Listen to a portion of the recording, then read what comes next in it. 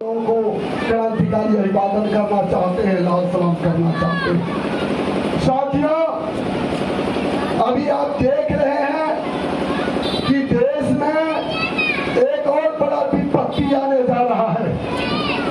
जिस तरह से बाबा साहब भीमराव अम्बेडकर जी के संविधान को खत्म करने की जो कोशिश आरएसएस और भारतीय जनता पार्टी का जो चल रहा है, ये 2014 से जो शुरू हुआ है नए तरीके से एक पार्ट बाई पार्ट करके बाबा साहब भीमराव अम्बेडकर जी के संविधान को खत्म किया जा रहा है।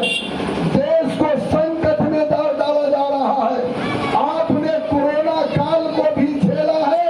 कोरोना काल में भी मोदी जी ने पूरे देश के मजदूरों पर, किसानों पर कहीं की विपत्ति ला करके खड़ा कर दिया था।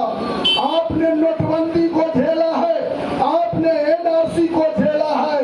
फिर से ये कहे कि मोदी जी भारतीय जनता पार्टी और आरएसएस के लाडले चुनाव आयोग देश के और बिहार के मतदाताओं को वो वोटर लिस्ट से नाम काटने की कोशिश कर रहा है। वो एनआरसी को लाया जा रहा है। कहे कि कल ही चुनाव आयोग का एक बैठक हुई है और उसमें जो एक फैसला लिया गया है कि 25 जून से लेकर 25 जुलाई तक वोटर लिस्ट का कहे कि पुनरीक्षण होगा और उसमें कहे कि बिहार के मजदूरों को, बिहार के किसानों को, बिहार के अकलियतों को, बिहार के भूमिहीनों को, बिहार के महादलितों को सबूत देना है। आप सबूत नहीं देंगे तो आप वोट डालने की अधिकारी नहीं रह सकते। आपको वोटर लिस्ट से नाम काट दिया जाएगा।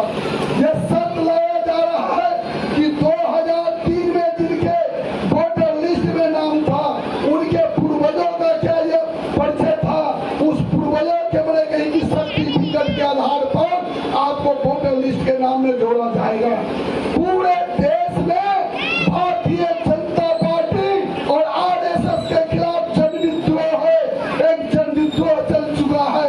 इसलिए देख रहा है भारतीय जनता पार्टी के लोग कि सत्ता में बैठे हैं, प्रशासन को अपने मन कहीं की कब्जे में लेकर के तमाम कहीं की लोकतांत्रिक प्रक्रिया को खत्म किया जा रहा है। ये राजशाही लाया जा रहा है, नौकरशाही लाया जा रहा है। जनता की आवाज को दबाने की ये षड्यंत्र चल रही है। इसलिए इस बात को हमें समझना होगा, इस बात को हमें जानना होगा। इसीलिए भाजपा माले ने नारा दिया है कि बदलो सरकार, बदलो बिहार। आज जिस तरह से ये कहिए कि भारतीय जनता पार्टी के जो कहिए कि षड्यंत्र चल रहा है, देश को कहिए कि गुलाम बनाने की कोशिश है। बाबा साहब भीमराव अम्बेडकर जी के संविधान को खत्म करके लोकतंत्र को खत्म करने की जो कोशिश चल रही है, आज उनके संविधान का देन है कि आप रोजगार को सवाल को उठा रहे हैं, अपनी रोटी को सवाल को उठा रहे हैं, अपनी शिक्षा को सवाल को उठा रहे हैं, आप बराबरी के सम्मान और अधिकार के सवाल को उठा रहे हैं। इन चीजों को रोकने के लिए मनुस्मृति को संविधान बनाने की जो कोशिश है, इसे हमें समझना होगा। इस बात को जब तक हम नहीं समझेंगे, हम अपने को सुरक्षित नहीं रह सकते। हमारा कहिए कि मान मर्यादा, हमारा हक हुकूक नहीं बच सकता है। इसलिए साथियों, आने वाला 2025 का जो